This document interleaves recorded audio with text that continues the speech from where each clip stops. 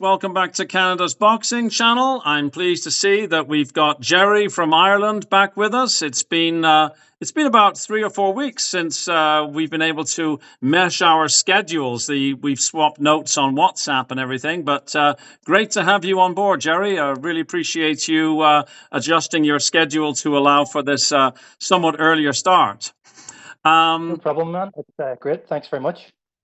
I thought maybe, since every man and his dog has spent an inordinate amount of time almost talking about USYK Dubois, and maybe we can get to that, but we could kick off with REECE Bilotti and Ryan the Piranha Garner. They had their Super Featherweight. I think it was the British one, the European one, a WBC international one, and everything. What did you manage to pick out of that fight? I thought, well, first of all, I'll say I enjoyed the fight, but it definitely had stages to it. I felt like both guys had quite a lot of energy in the first 4 rounds, and it was certainly quite exciting to start off with. Felt like the commentary was very biased towards Garner initially. Later on, they seemed to be a little bit more sympathetic towards his work. But first 4 rounds, like I say, both guys were landing.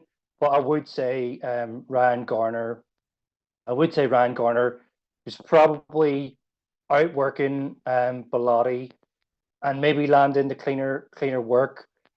Bilotti seemed a little bit clumsy trying to get himself close, and would take a few shots and then maybe score, some body punches once he got in close.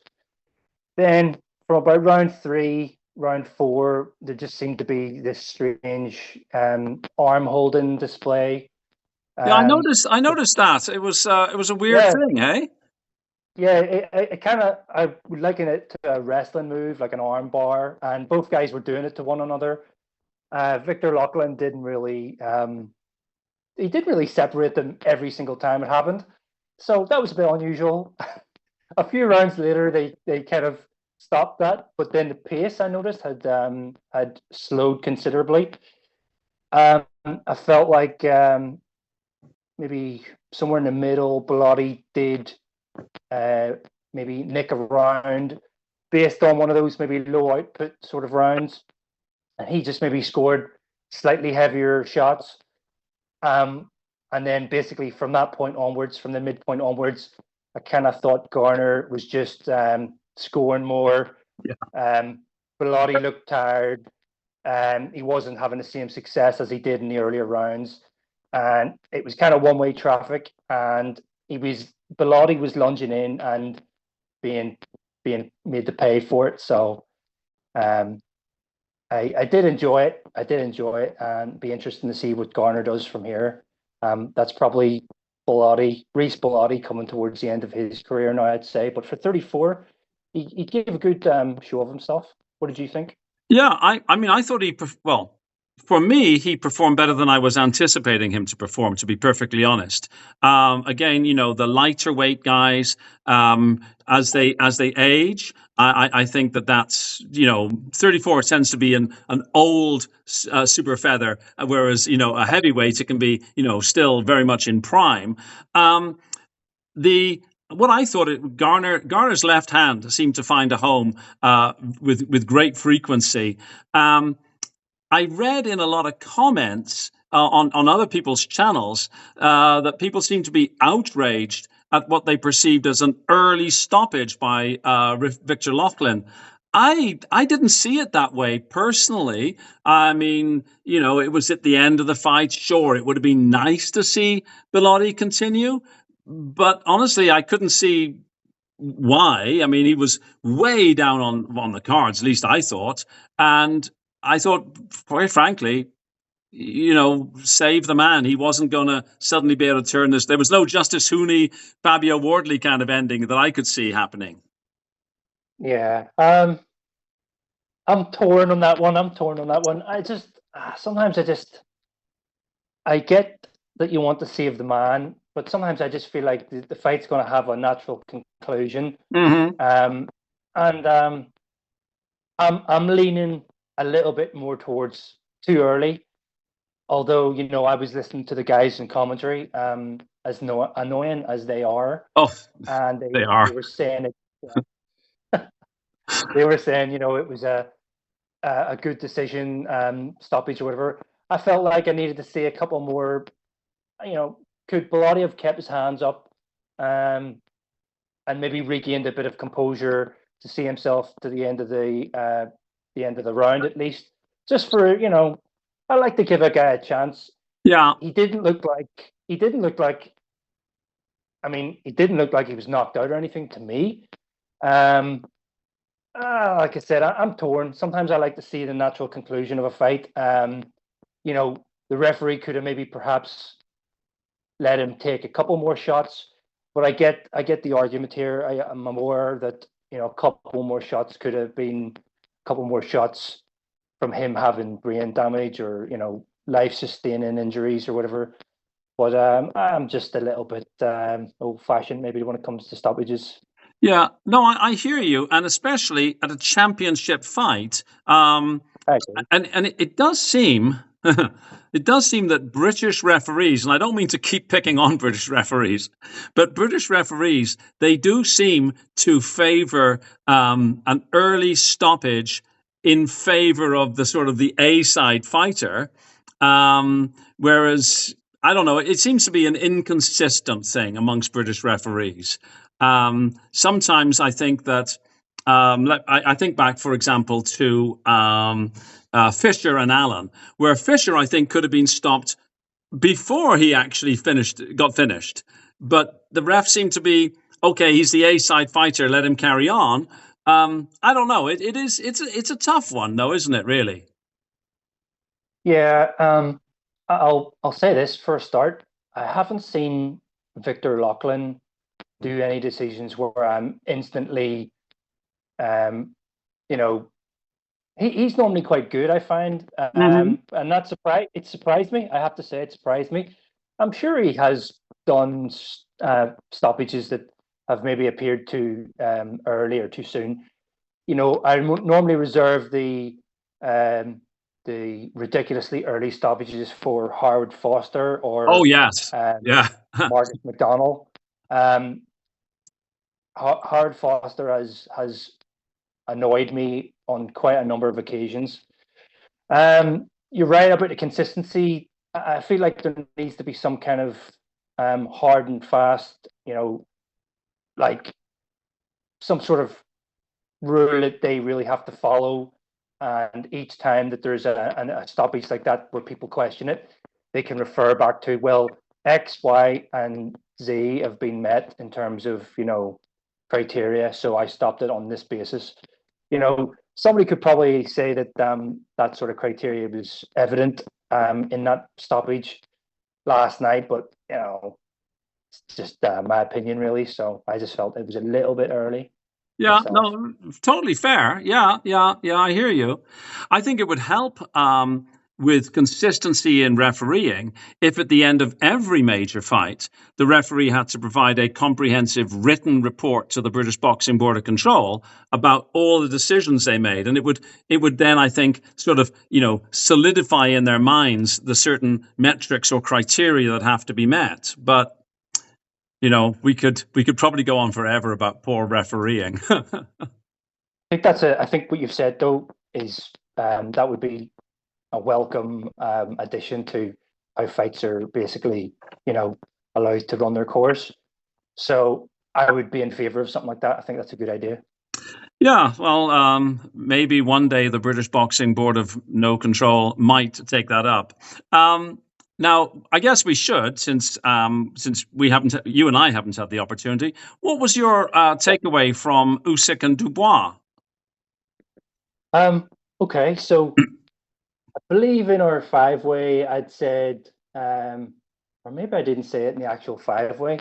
I basically had said in conversation with us and the rest of the guys that I thought Usyk had ever so slightly gotten annoyed during the build-up, and therefore what I concluded from that was I think Usyk's going to try and teach Daniel Dubois a lesson. However, I do think I did say this in the five-way, which was I think Dubois is going to come out all guns blazing and like a bull, basically to try and inflict as much damage on Usyk as possible to prevent them getting into that flow and that rhythm, which usually just disarms most guys, and certainly disarmed Daniel Dubois in the first fight. But what kind of happened was Usyk, I feel, Usyk normally sort of starts in first gear and then obviously works his way through his gears gradually, and by the end of a 12-round fight, he's in fifth gear and he's putting it on whoever his opponent is. I felt like Usyk started in third gear and used third gear to get the job done in the fifth round. And well, what can I say? I was very pleased with the win. I'm so glad Usyk did what he did in the way that he did it. I felt like it taught Dubois a lesson. I feel like it was an easy night's work for Alexander Usyk. I was glad to see him take no punishment, which means, whoever he faces next, he isn't, severely depleted even more so, because obviously the guy's getting older. He is, without a doubt, at the end of his career.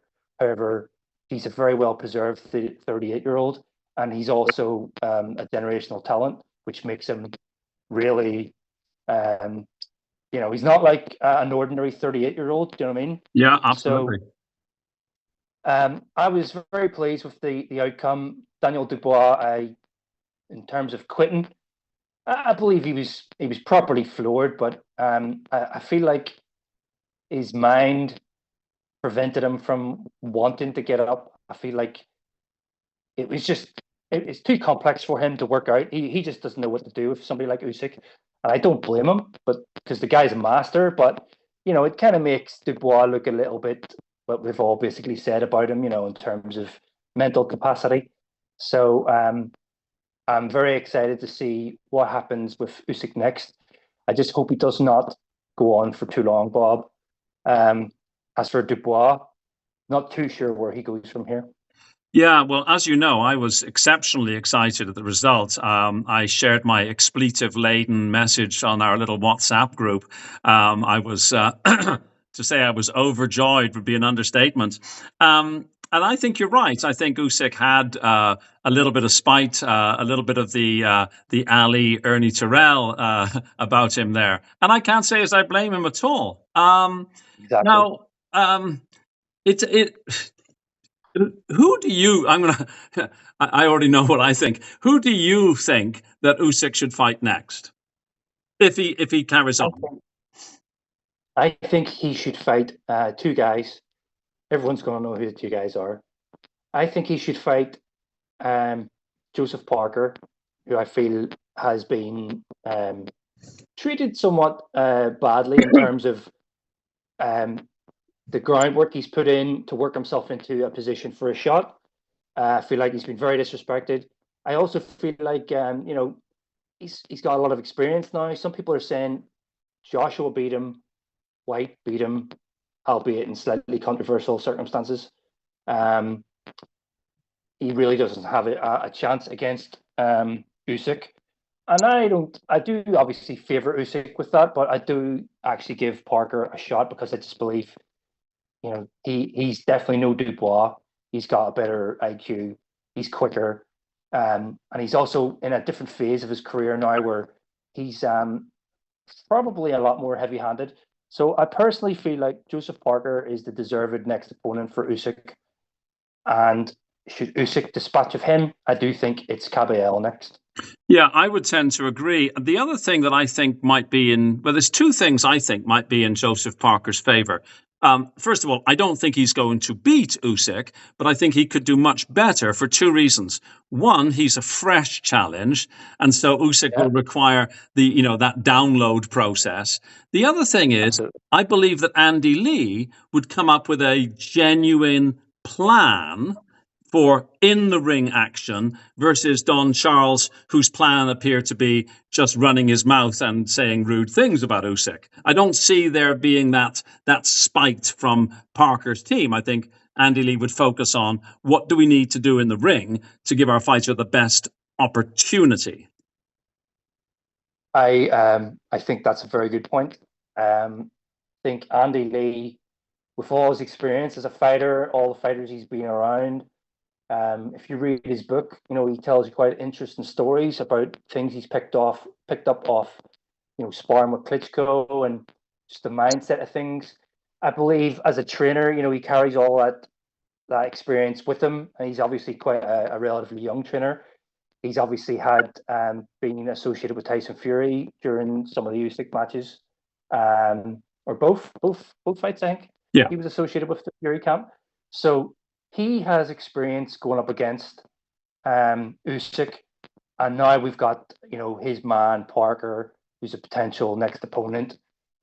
You're right.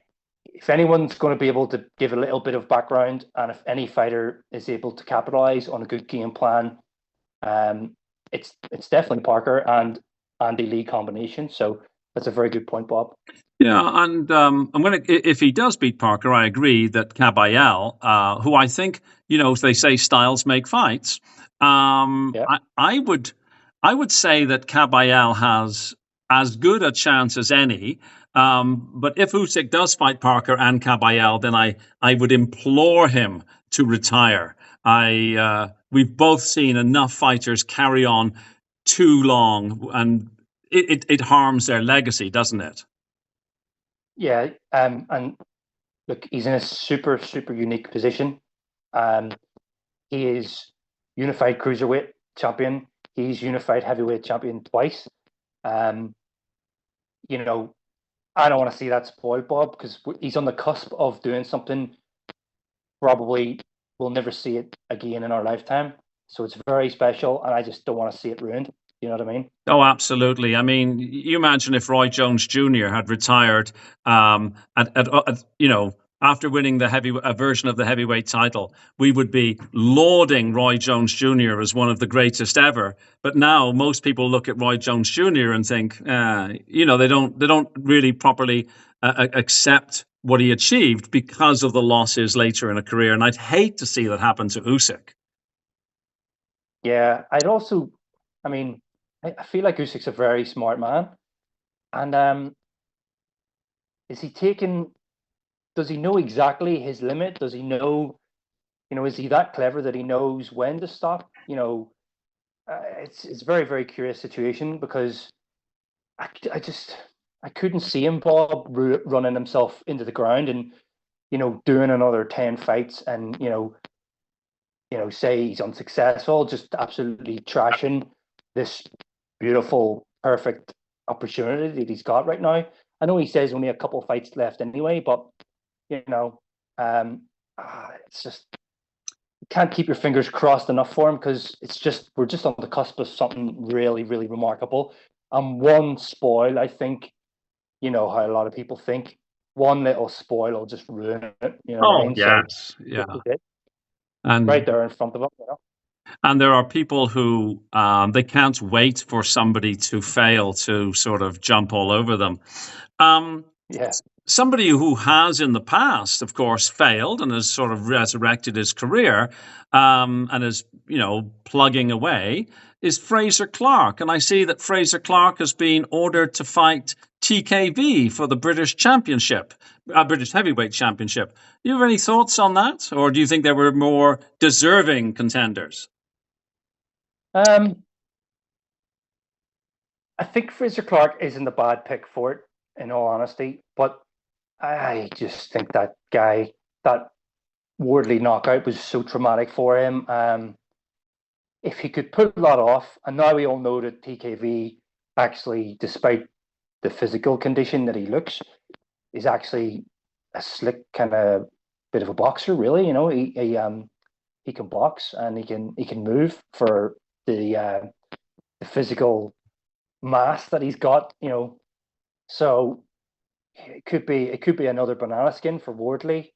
Also, I know Frazer Clarke's talking, he wants to talk himself up in terms of how he's over the Wardley defeat, but I don't know.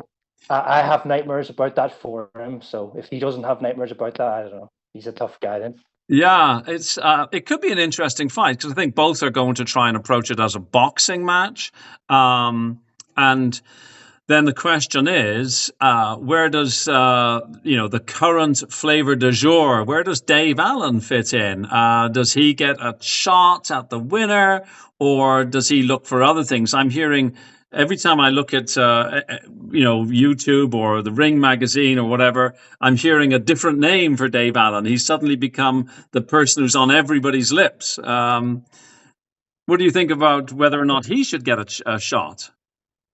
Well, I mean, something like the British title is probably a logical step for Dave Allen, given where he is in his career.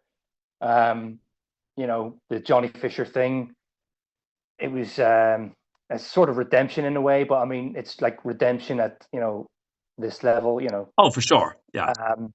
So it's logical because, does Dave Allen really think he's going to hold out for some kind of big title shot against, one of the top 10, top 15? That wouldn't be realistic in my opinion. It would be curious to see, the outcome of Frazer Clarke TKV if that happens, and then Dave Allen could face one of those guys. I don't really know how to say, because you don't know again what kind of Dave Allen's going to turn up.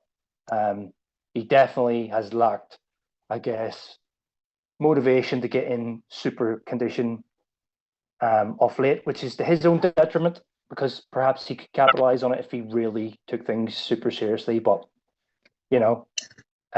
we shall see what happens.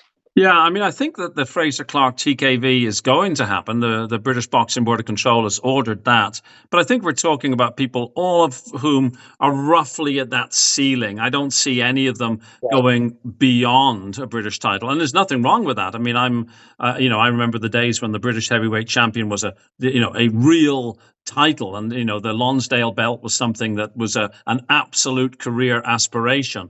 But I don't see any of those three going any higher. A fellow who's also rehabilitated himself after a devastating loss to David Adelaide was Solomon Dacres. I see he's back in that sort of he's back in that sort of mix at that regional, potentially knocking on the door of British title. So there's another one to consider. Yeah, there's a little pool there of guys that can kind of fight it out amongst themselves, really. So I see what you're saying. Yeah. And then, of course, we do have Johnny Fisher, who apparently he's let Mark Tibbs go, and I don't know with whom he's now working, but he seems to be interested in continuing his career, though I personally think he might even be that sort of lower level. What do you think of him? I can't remember where I heard this, but somebody said Johnny Allen doing some kind of misfits thing is a potentially huge, lucrative opportunity for him, because I don't really see where he goes in terms of the the real landscape. His career was sort of built up in a Novelty-esque way by Eddie Hearn. And I actually think that's a good idea, because he could go in, say, against Jake Paul, and I would hope he would beat him in a devastating fashion and potentially earn himself a lot of money. And would not be a clever move. But, I have a feeling that fella I think he feels like he wants to be a real boxer, and I don't think he's going to pursue that route, but I'm not too sure where he goes from here. Well, it's actually not a bad idea for Johnny Fisher to do misfits. Certainly from a financial perspective, it's amazing what, these guys will get paid for this sort of joke fighting or misfits fighting versus what they would get paid if they were going for that, regional and then maybe national level.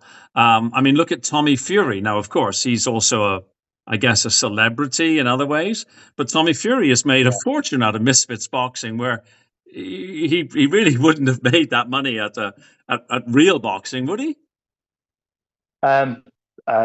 with the skill set that he meant or had. No, definitely not. So, it kind of amazed me even that he even had that last fight of his. So, it's when you make that much money, like, how do you find the motivation to just have that desire and that hunger that you need to pursue a proper professional boxing career? Um, that's him set up for life now. So I don't know. I've always seen him as a bit of a gimmick anyway, Tommy Fury. So Yeah, you know, same here. I mean, I read somewhere that he has made millions of pounds or dollars, and I think you're right. I can assure you that if I had that, my and I wasn't very good at boxing, I would be drawing a line under that and saying "Hasta la vista." Um, I see the talking about Jake Paul. They talk about, and it can't be serious, surely. Jake Paul wanting to fight Anthony Joshua? That must be nonsense, right? It has to be. I don't know if they're playing up to that in front of the cameras for some reason, and then they'll put Jake Paul in with somebody else. Because I was surprised at the Dubois USYK 2 fight. Jake Paul was talking about it, and Eddie Hearn, I think, was talking about it. And something that doesn't interest me, Bob, and it probably doesn't interest you either because No. it's novelty stuff. And it does sort of make a mockery of the sport, really. If he did make that fight, which I'm not going to hold my breath, but if they made that fight, it would either AJ would be told to go easy on him, or it would be an absolute bloodbath. Oh, Let's face it. yeah. I mean, Francis Ngannou, who had no business being in the ring with Joshua, would surely have destroyed Jake Paul. So, I mean, it makes no sense to me. But, anyways, maybe in the last few minutes we can talk about a real fight. Britain's hot prospect, lauded as being the next generational talent, of course, none other than Moses Itauma, is being put in with probably his stiffest test to date, Dillian Whyte. Any thoughts on that? My initial reading of that script is, old old contender brought in as fodder for the young blood coming through. On paper looks like a name for Itauma, but he smashes them pretty easily. Initially. I think Dillian Whyte's punch resistance totally disintegrated about 5 or 6 years ago in the Povetkin knockout in the first fight. Maybe it even disintegrated before then, but I don't really see Dillian Whyte proving to be that much of an opponent for Moses Itauma. But I mean, as a boxing fan, I'd love to see Moses have some competitive rounds with somebody.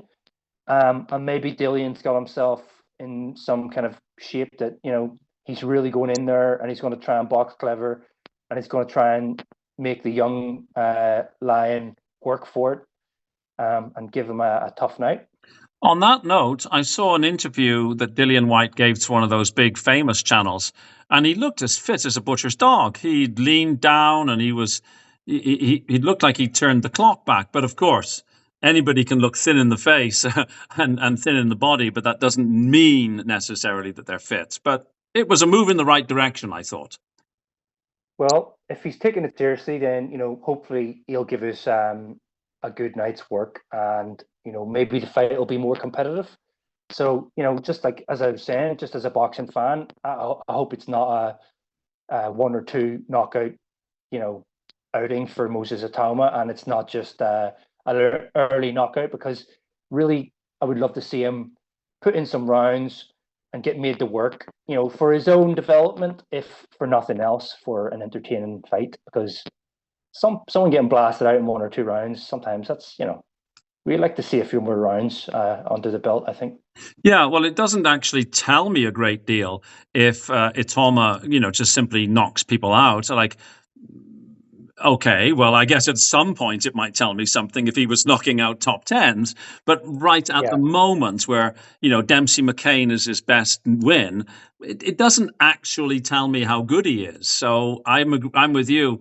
5 or 6 good competitive rounds where he has to, work out something, face some challenges, test the whiskers, as they say. That might be a good thing. Yeah, absolutely agree with you on that. Agreed on that. And I think that's sort of bringing us right up on our hard stop. So all remains for me is to thank you again for your time, and very much appreciate you adjusting your schedule to allow for me here today. No worries, my pleasure. Okay, folks. Well, once again, thank you for watching. Please like, please share, please subscribe, and I guess we'll see you on the next one. Thanks for watching, everybody. Cheers. Thank you, Gerry. Thank you very much, man. Bye-bye. Bye-bye.